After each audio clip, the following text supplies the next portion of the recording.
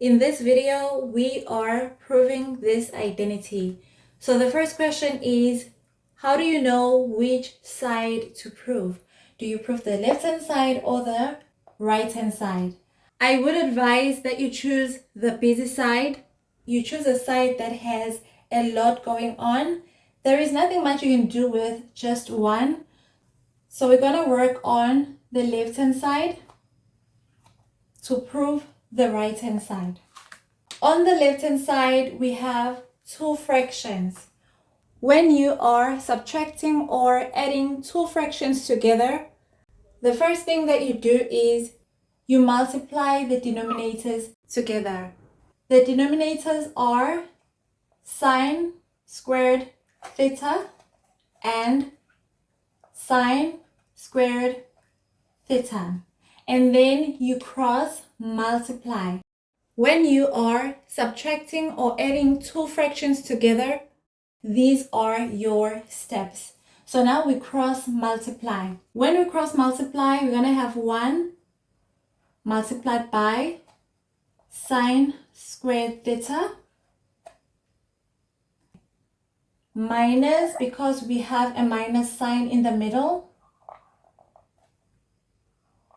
sine squared theta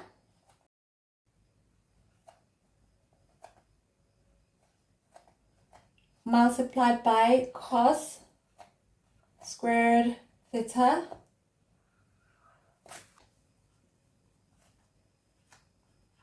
one multiplied by sine squared theta is sine squared theta minus sine squared theta cos squared theta. We're just gonna write our denominator.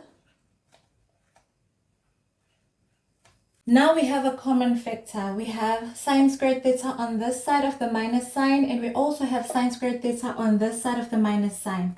So what we can do is we take out the common factor, which is sine squared theta. When we take out the common factor on this side of the minus sign, we are left with 1. And on the other side of the minus sign, we are only left with cos squared theta.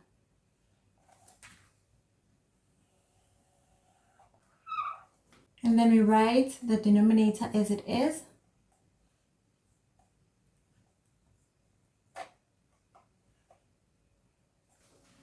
So now this sine squared theta can now cancel another in the denominator.